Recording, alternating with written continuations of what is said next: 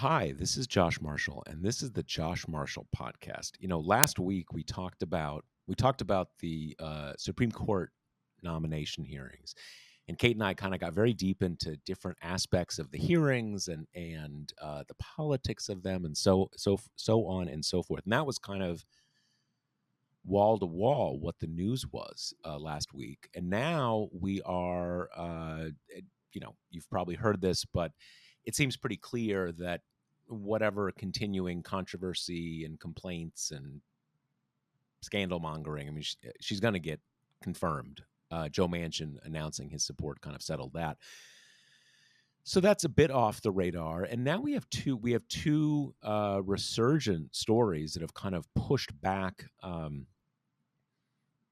into onto the front pages just in the last day or so. And one is, and we're going to talk a lot about this during this episode, is more on the January 6th investigation and January 6th. And one thing there, as you've seen, is Ginny Thomas and the fact that she was basically involved in the insurrection. She was there the day of. But much more importantly, she was heavily involved in all the stuff that led up to it, and the kind of the coup, right? The coup planning. And what do you do with the fact that she is the spouse of a Supreme Court justice who saw it as okay to then actually sit in review of January 6th related cases? And we've had this whole kind of debate over, he should recuse and all this kind of stuff. But the recusal thing itself is kind of absurd because, like, if a judge is involved in the murder, you don't say, well, he should recuse himself from the case. He really can't sit as judge. You're like, wait a second. You're missing the big picture here. He was involved in the murder. Recusal is the least of it. And that's kind of what we are here with Thomas for reasons that we've discussed in our posts and so on and so forth. And then this morning we had this, I don't know how exactly to rate it on the kind of, the Richter scale of January 6thism, but we have the fact that the presidential call logs in the president's diary, which is not, dear diary, it's me, Donald, the White House staff keeps a diary of kind of everything the president does. And it turns out that those two things both go blank from a little before noon on January 6th until a little before 7 o'clock, which is to say, during the insurrection, they both go blank. So what happened? We know he was talking to a lot of people. We have lots of press reports about different specific phone calls and everybody's calling him and blah, blah, blah, all this kind of stuff. So what happened? And this is a report out from Robert Costa and Bob Woodward at the Post, co-done with CBS News. So that's a big thing. So we're going to talk about that too. Much to talk about, but I want to quickly update us before I'm looking at if you're watching the video version of this. We just had Kate's a lot cat to say on this subject. do like a walkthrough. It's one of those things when, like, and it used to be on like a Today Show when they would do the shoot on a live shot with that window, the window wall out onto 6th Avenue or something. People would wait. It's kind of like that. It's exactly like that. Yeah. In any case, so in the last 36 to 48 hours in Ukraine, the Ukrainian military, we've moved past it's a standoff or a stalemate, and the Russians are bogged down, to the Ukrainian military has been pushing the Russian military back, especially in the north and the south and parts of the south of the country. The east and the southeast is a different story, but incrementally so, just not, pushing them back miles and miles a day, but reclaiming territory. And then this morning, the Russian deputy defense minister was speaking to the press, and he said basically, to help along negotiations, we are going to be ramping down and pulling our military out of the area around Kyiv and another area that's sort of in the northeast of the country. Because we just want to help out, want to increase trust, and you're sort of like, what? You know, what's happening here? And it's not clear what's happening here. This morning, I saw, and there appears to be, visual evidence now of actual like Russian armor leaving towards Belarus, which for the north is where they, in a lot of the cases, came down from Belarus. Kind of the invasion point. So it's not really clear. Is the Russian military in that part of Ukraine closer to collapse than we've thought? Or what I have seen comments from a lot of the sort of the military watchers that those portions of the Russian military, especially around Kyiv, are in danger of being cut off now, right? That if an army gets cut off from its line of retreat, and if you're already kind of losing and you don't control the air, you can get trapped. And suddenly it's not Kyiv that's being besieged, it's the besieging army that's being besieged. So has that happened? I mean, presumably they're not just they didn't get super nice all of a sudden. And they just want to kind of make the Ukrainians feel better and kind of build confidence. So we don't really know what's going on, but we do know that the Ukrainian military is taking land that, as recently as a few days ago, was under the control of the Russian military, and the precise mix there of counteroffensives and withdrawals, and sometimes armies redeploy to more defensible positions, and so on and so forth. But stuff is happening, and I think we really don't know. We now know that there are major redeployments that the Russians seem to be pulling out of some places. But again, to what end, how far? There's still people in Ukraine and the United States who think this is kind of a sort of a delaying tactic from Vladimir Putin.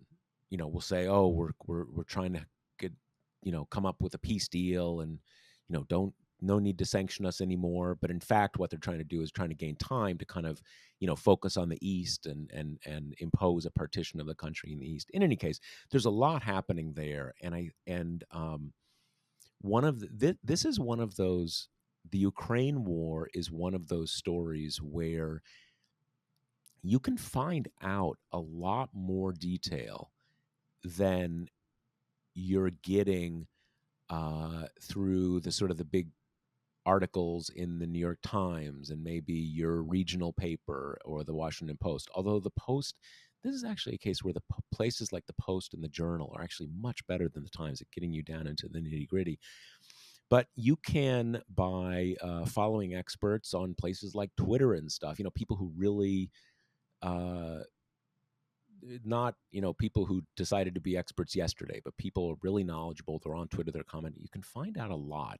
So that is happening. So keep an eye on that. We may talk about it a bit here. But before we get to talking more about January 6th, let me remind you that it is hot. It's actually, the funny thing is, it's actually not hot. This is new spring and summer Grady's ad copy. This is freaking wishful thinking. Yeah, because I was reading the winter copy, but at least where I am, and I think it's probably similar where Kate is, it's like 20 degrees, 30 degrees today, so it's actually really cold.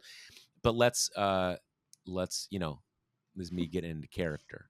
It's hot, like too hot to put on real clothes and shoes to go out for iced coffee. But that doesn't mean you have to suffer without something delicious and cold to sip on. Get a Grady's Cold Brew Bean Bag Kit delivered to your door and enjoy smooth, silky iced coffee without ever leaving the house. Each kit makes 36 glasses of iced coffee, which means you'll be ready to weather even the worst heat waves. You gotta suspend disbelief, Kate. Mm-hmm.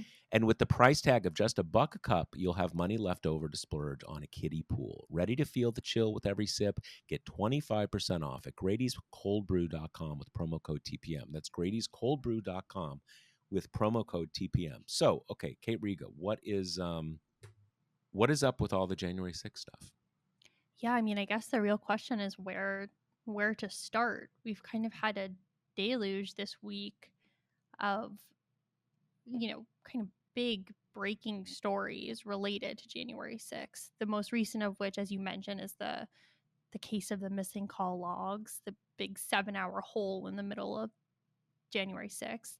Then we have the story about Ginny Thomas exchanging something like 26 text messages with Mark Meadows, where she's, urging him on in his attempts to overturn the election.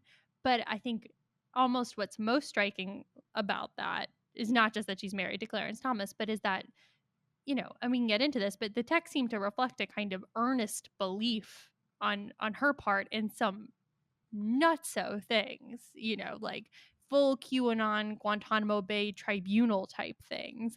And then the third story, we had a TikTok of basically Ted Cruz's involvement with the attempts to overturn the election, which, and we were discussing this right before we came on air, why that one feels like it didn't resonate quite as widely as the other two did. And, we were discussing that. On the one hand, it's, you know, it being Ted Cruz almost has some built in dismissiveness, because I think people are very well aware that he is this kind of uber ambitious, uber cynical, willing to take advantage of, kind of the true believers in the party for his own political gain at this point. But it is stark, his role in it, and his role that comes with the trappings of being a senator and being a lawyer and having a fancy pedigree. Like, that is kind of the reason why Trump hung a lot of this on him, as him being a very important player. Right, right. So I don't know, where do we start? Where do you want to start? Well, it's funny.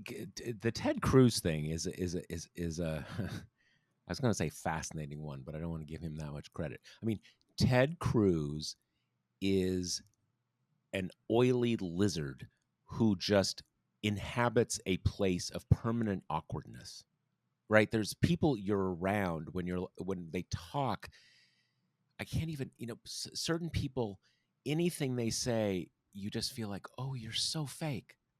Like, you're so fake. I can't even be around you. You're so fake, and you're so fake, and you're fake, and I know you're fake, and it's so awkward being around you. And he's that guy, and he's an oily lizard and just a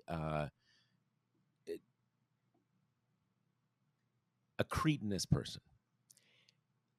And because of that, I do think that's part of it, that people are like, oh, Ted Cruz, just but I'm not even sure. I mean, it's not like, do we think Ginny Thomas is like a more serious person? Kind of. I doesn't. I'm not sure exactly why it didn't get more attention. I mean, as you said, I mean, we know he kind of, it's the same way that he tried to position with this, kiddie porn stuff with the judicial. He's always on. He always wants to be there on top of whatever the grossest, most hypocritical, most nonsense, all that stuff. And he was doing that with Jan 6. We even know that, there's that famous scene where those insurrectionists kind of find his desk and they're looking through his papers, and he's clearly got, like, on his Senate desk, clearly, like, January 6th master insurrection plan authored by Ted Cruz. And at first they think he's like, wait, he's selling us out.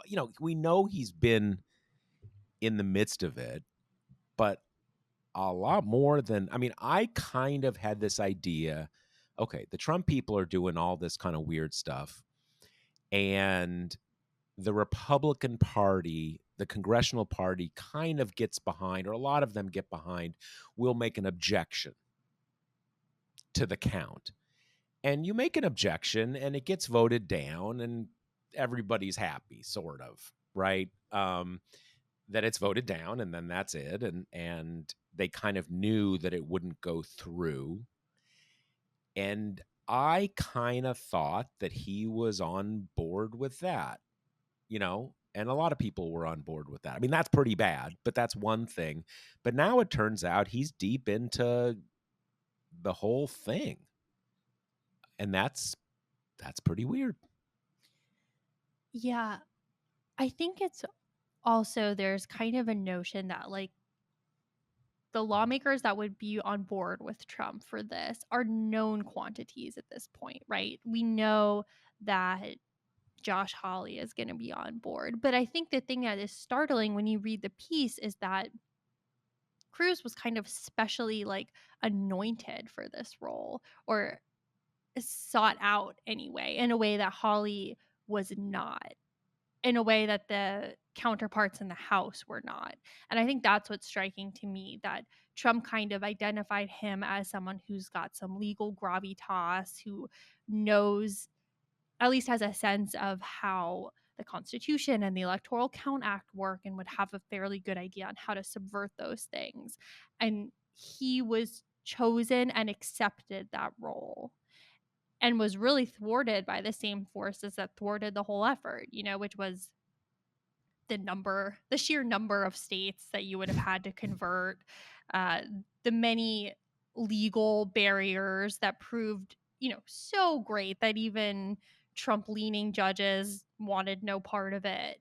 All of those things affected him as well. But that is what stuck out to me. It's not that he's a cynical, ambitious player willing to do anything to further his own career. We've known that for years. We've known that since one of my favorite quotes about anyone in Congress, where Al Franken says, "I like Ted Cruz more than my colleagues and I fucking hate Ted Cruz." It's known. It's known. But it's interesting how much he was sought out from the mix of other lawmakers like him.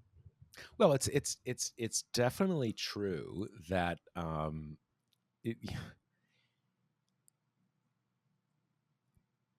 pre. I mean, I went to college with Ted Cruz. My wife did. My wife went to law school with Ted Cruz. I mean, I know a lot of his friends. The pre, he has definitely been, before getting into elective politics, the highest level of Federalist Society, college debate, all that kind of, right wing, brainiac, annoying people world. So, to the extent you're going to bring someone in who's not like Jim Jordan, who's just a total fucking meathead and an idiot, Ted Cruz is not an idiot. And as much as everyone at every point in his life has disliked him, he's a smart guy. And so, yes, Trump clearly sought him out for that. That he's the person who, if he's on board, it'll be serious. And what strikes me about this is that one thing that came out of the Ginny Thomas thread of this is that John Eastman, who basically played the role of this central ideologue for the coup, coming up with the ideas, coming up with the legal theory. He's a former clerk for Justice Thomas. And there's another former clerk who's one of the investigators in the Jan 6 committee. Ted Cruz is not a Thomas clerk, but he's tight with Eastman. None of this is surprising. This is the sort of the highest point of elite Republican legal circles. It makes sense that they're all pals. But what you've seen over the last week is, we know all these people are pals. But you add together the fact that Eastman is part of it, and he's part of that like tight community of people. He's part of it. Ginny Thomas, who's not only the spouse of a justice on the Supreme Court, but a very openly political spouse, and one whose political activism, she and her husband have always been very public that they are a team as political activists. There's a long, long history of this, and everybody has always thought it's iffy because, yeah, you're a spouse, you get your own life, but come on, you're a Supreme Court, spouse of a Supreme Court justice. You shouldn't be that heavily engaged in partisan politics. So she's part of the coup, and Eastman is, and so kind of you start seeing like, all right, maybe it's not like the sort of the respectable conservative legal types and the kind of the bonehead Jim Jordan meatheads. That this has been run by the serious legal types, even more than the Jim Jordan types, and Ted Cruz too. And so I think all of these things kind of reaching like a critical mass, and the other part of this is that there was an article in the Post. I think it was the Post. Maybe everyone had a version of the same article, basically saying that there's real divisions on the Jan 6 committee about what to do about Ginny Thomas, because everyone else in that kind of situation is at least getting asked to testify, maybe not subpoenaed, but at least asked. And what if it leads to something about Clarence Thomas? And at least how this article presented it was Liz Cheney really doesn't want to go there, doesn't want to besmirch Justice Thomas. And to be sympathetic to her point of view, he's from, I'm sure in her mind, the old Bush, Cheney, good guy, conservative world. And he's like an icon in that world. And she doesn't want to go there. But what this whole thing kind of shows us is, and look, some people probably say, well, now it's heating up and she's going soft because it's her friends now.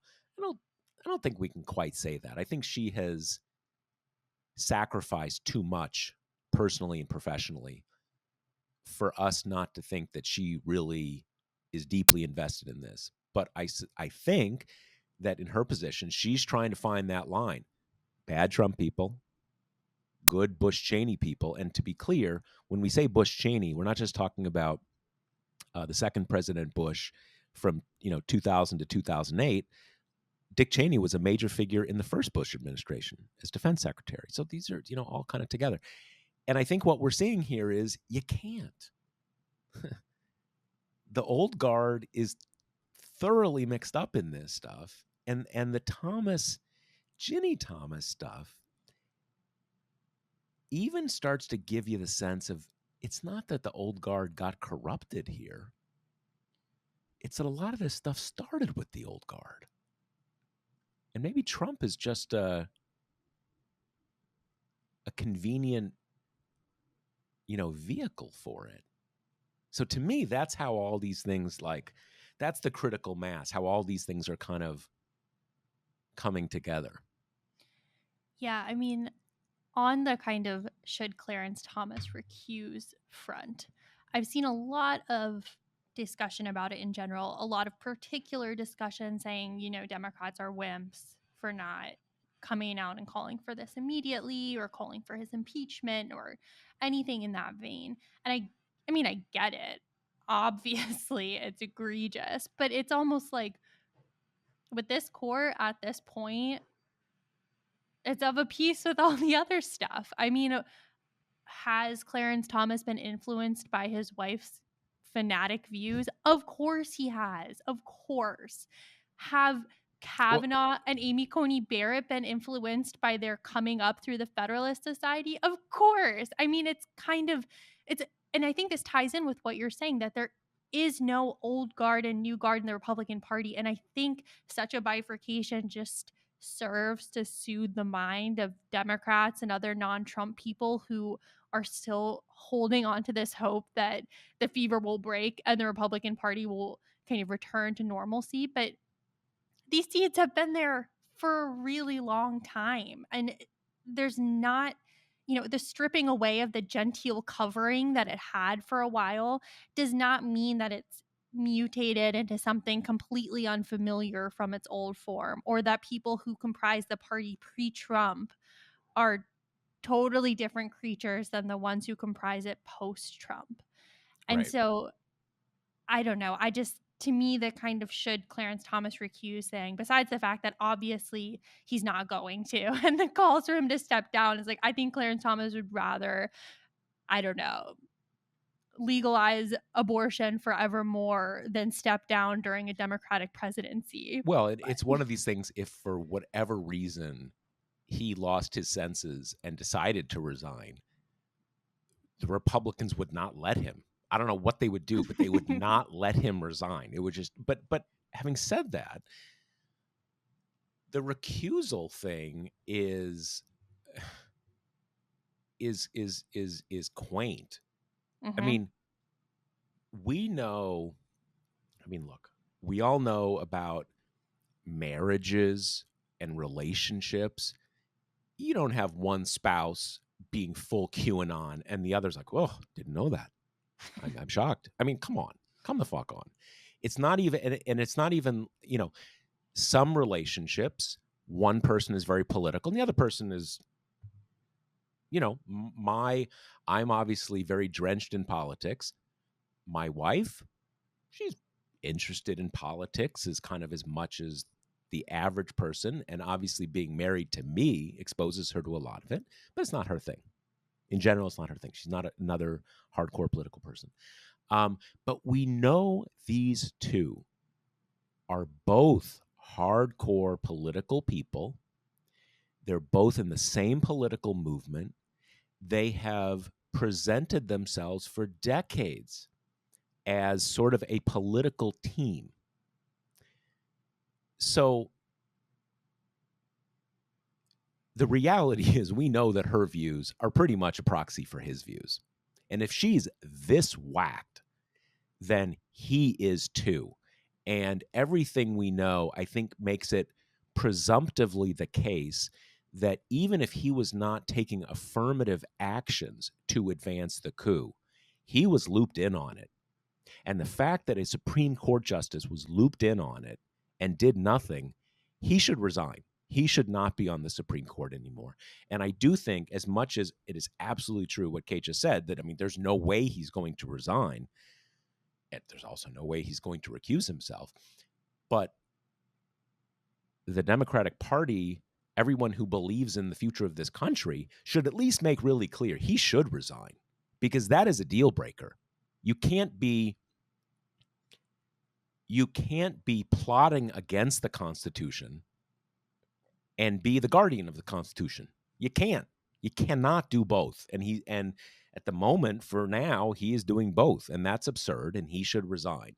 And so, even though it's funny, one thing that Democrats find themselves in this position sometimes is kind of like, well, and I don't think this is what Kate was saying, but some people do say this. Well, it's not going to happen. So why are you going to get whipped up about something that's not going to happen? Well, that's you shouldn't think that way. You need to make clear what should happen, and then you leave. It's a different question what will happen or not, but recuse. It's like I said at the beginning. I think at the beginning of the podcast, it's like if you found out that the judge was involved in the murder, you wouldn't say he should recuse himself from the murder case. He need a different judge who doesn't have a conflict of interest. Well, yeah, but judges who are involved in murders should not be judges. And this is, in a civic sense, in a constitutional sense, this is the same thing. It really is. I think that's exactly right. And I think that is where Democrats have been dithering over this question of recusal, which is rooted in this ridiculously debunked notion that, Supreme Court justices just calling balls and strikes, folks, impartial umpires, his spouse is allowed to have an independent opinion. It's like, what are you talking about, man? That's not the crux of the issue here. Take it to its logical conclusion and stop dithering around the edges. It's obvious where he stands on this stuff. I mean, it's not like he's made bones about it in his writings, he's always been way out there on the right. That's true in general. And he's also been, and this is something that at least perceptions of this changed over the course of his time on the court. But Antonin Scalia was always very conservative, very ideological. Over the course of his tenure on the court, I think the reality and certainly the perceptions was that he got more political, more political. And in the last 7 or 8 years, decade or whatever, Alito, Thomas, now Gorsuch and Kavanaugh, they're very political. You have Alito out there kind of giving speeches that are like you're like at the Republican convention or something, and Thomas is they're highly political, not just extremely right wing, which they also are. Right. But when it comes to the Democratic response, just guys, get on the same page and decide what you're going to say, and I'll say it. Since that story broke, I saw a smattering of different responses that run the gamut from he should recuse to he should resign, but pretty much only coming from, more liberal lawmakers, as you would expect. And the thing that gets me about it is I totally agree with you. And we basically had the same conversation when we were talking about impeachment round 2, which was so many people are saying nothing's going to come of this. They don't have the votes in the Senate. What's the point? And sometimes the point is you got to do stuff for posterity. You have to mark out a position that this isn't okay, that even if we don't have the power to, in that situation, remove President Trump, and in this situation to get Thomas off the bench, there's still power in people surrounded by the trappings of Congress saying something as a unified front. And I think that applies here too. And I think that's 100% correct. And I think that it is not just for history, though. Most of the public doesn't read up on and adjudicate or litigate the big and the small political questions of the day. They rely heavily on validators, for lack of a better word, to kind of guide them what to think. Now, and that doesn't mean like, oh, you're just sheeple, just going along with what the Democratic Party says or this or that or the other. In all aspects of life, we zero in on people whose judgment we trust, and on the issues that we are not going deep on, we look to them for guidance. We do this in all aspects of life.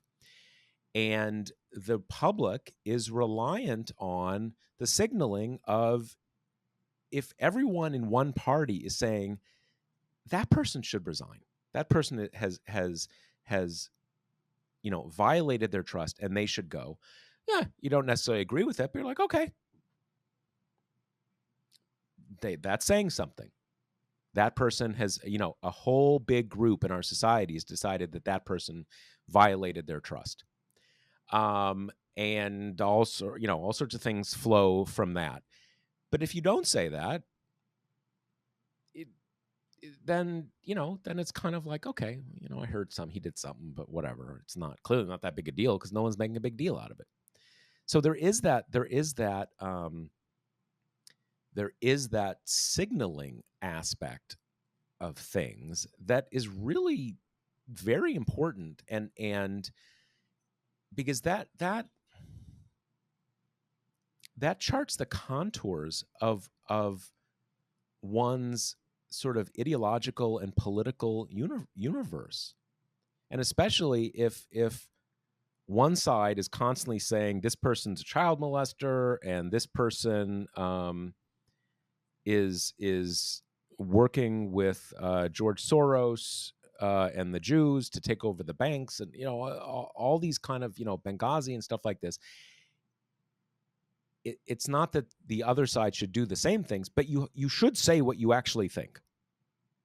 And if someone does not think that Clarence Thomas's apparent involvement in this really disqualifies him from being on the Supreme Court, I have to question that person's judgment. We got to remember, this is not like, as was famously said, legitimate political discourse. Plotting against the Constitution, trying to overthrow the government is not legitimate. And for a for an unelected Supreme Court justice to be doing it. Now, should he be interviewed? Should there be some? Yes, he should. But I'm saying presumptively based on what we know now, it looks really bad.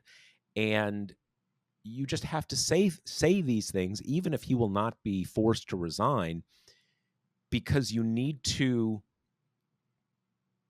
chart out the outlines of acceptable behavior. And if you don't, again, people won't know, because we all have influencers and different, people you trust on things. And not least because, I mean, like you mentioned, we're coming off a week where Ketanji Brown Jackson, at this point the presumptive next justice of the Supreme Court, has been verbally tarred and feathered every day with accusations that were debunked by every major news outlet. And that didn't matter. They kept on it. Their message discipline was admirable. They went on Fox News. They amplified it. They stuck to it. That is going to mean that there's going to be some air of wrongdoing clinging to her in the eyes of some people, some, low information people. And just the fact that on the heels of that, you get not a kind of baseless, cherry-picked accusation. You get a full-fledged indication of some major anti-patriotic corruption. And the response from Democrats is scattered at best after they just spent the week watching their new exciting nominee get defamed on public TV every day. It's just, it's mind-boggling. And it's not to say that I don't have sympathy for the asymmetry at work here. I do. We've gone over it a lot of times. The right has access to a media ecosystem that makes it much easier for them to have that message discipline, to keep harping on these kind of debunked accusations until there's enough smoke that people assume there's fire, And the Democrats don't have that same thing, and I am sympathetic to that. But sometimes they act like they've got no megaphone at all, and that's not the case either. And if they did things in a unified way as one, so the story doesn't, become whatever Manchin and Cinema are doing now, that's got power. And it's frustrating to kind of watch Republicans get away with it over and over and over. And then the Democratic response amounts to, Dick Durbin saying, I don't want to give kudos to Chuck Grassley for behaving so well during these hearings. And then Chuck Grassley gets the mic and is like, we haven't gotten much information from the White House on this child pornography stuff. I mean, it's just, what are we doing here? Yeah, no,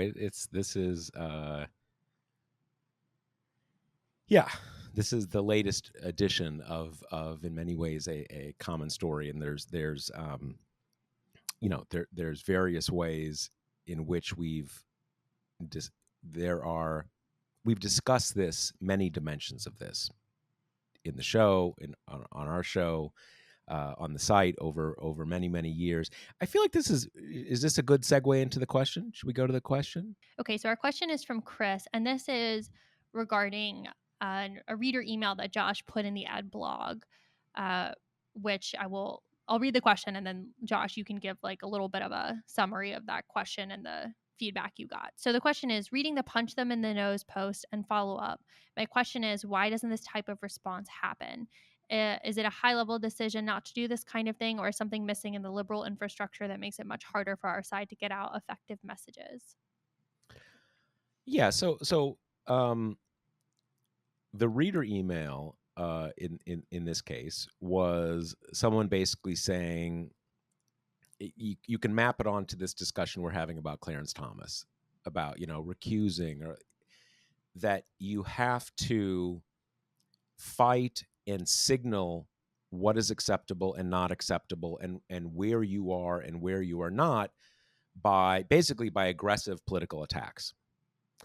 And Republicans do this, and Democrats generally do not do this. And the original email was actually, I think was responding to something that I said in the last episode of the podcast, which is basically the characterological differences between the people who make up the two parties. And I thought, um,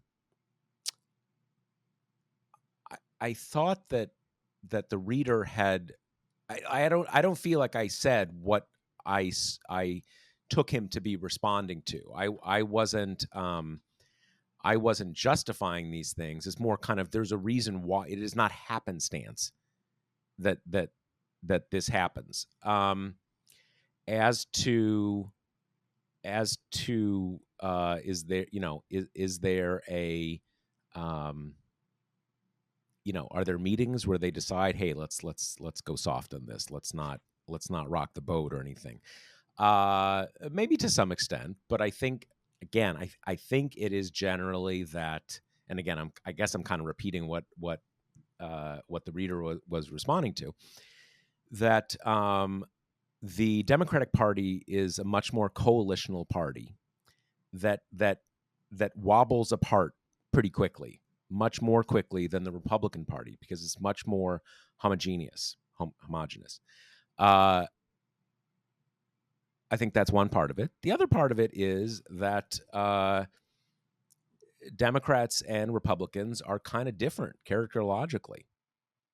Republican Party's more authoritarian, more leadership based, more um,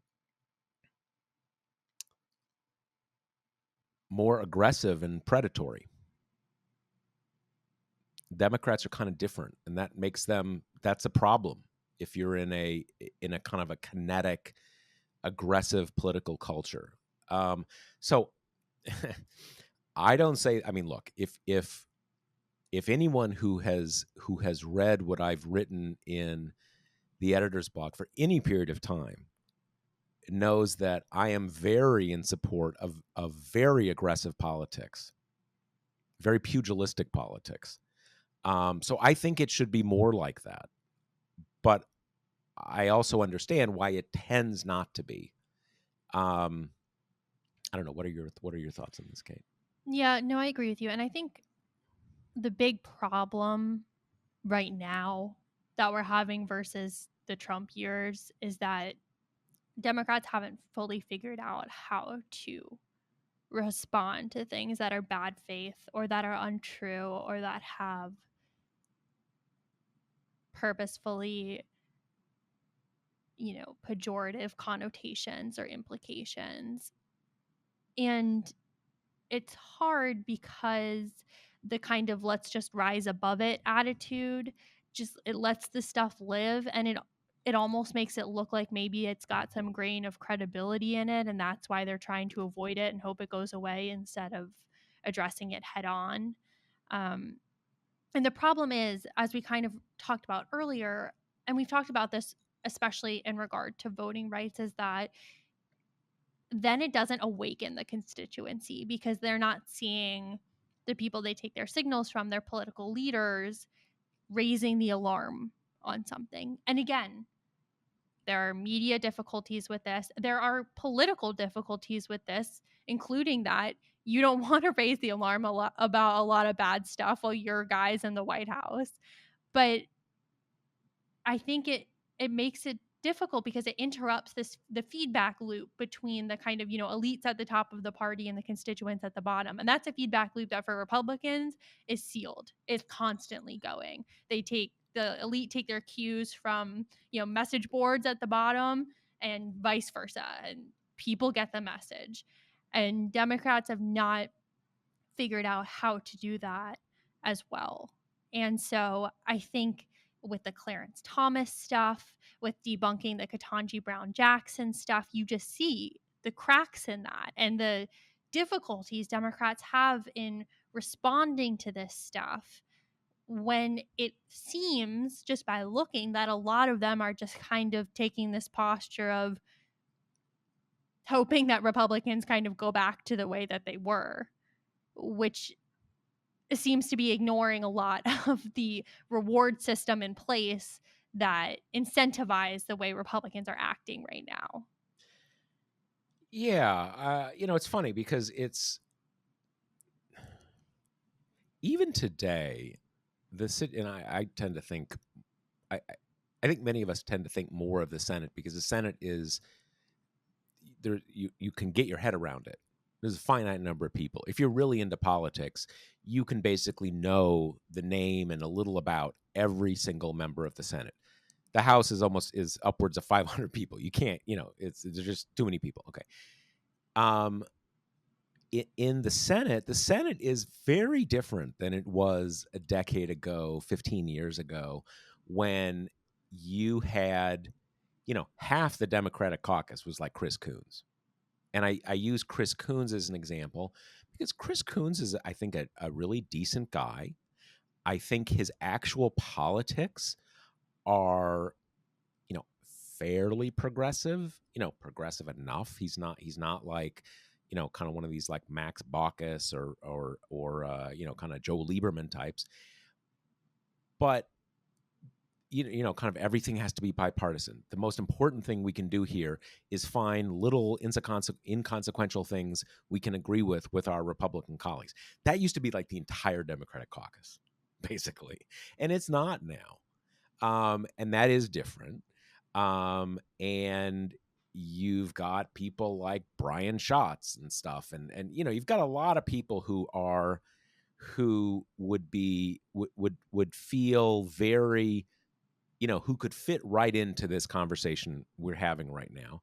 But it's not all of them. And even those people, it's sort of, there's still, you want to get along with the good Republicans kind of, which I get. I might do the same thing if I were up there, but it's a thing. And yeah, I Yeah, and I can't let this opportunity pass without putting the blame that is richly deserved on Manchin and Sinema, which I think applies here because, this is not Democrats' strength. Getting down in the mud and fighting, that's what Republicans like to do. That's not what Democrats like to do. What Democrats like to do is legislate. They have a big, ambitious agenda, an agenda that has moved leftwards and taken on more progressive ideas, have become enmeshed into that system than were before. And what they want to do is they want to talk about that stuff and they want to pass it and they want to run on it. yeah. And that route has been completely cut off by Manchin and Sinema, together basically making Build Back Better impossible, keeping the filibuster in place, so making everything else impossible, which leaves Democrats with just the messaging stuff and the optics stuff and the posturing stuff that a lot of them think, in a way that I agree with, even if it's an ill time to meet this moment, they think is the worst, most craven part of politics, the underbelly to the public servant side of politics. And so that also is just another reason why I think they're in this spot. No, I think that is 100% right. And I think I think what is really important to focus on is the fact that there's probably a number of senators now thinking like, okay, enough with Build Back Better. It didn't happen. Let's move on. Let's talk about deficit reduction, blah, blah, blah, blah, blah, all that kind of stuff. But a year ago, there were 48 senators who were good to go on a big version of Build Back Better. It would have happened. There were 48 senators who were down for it.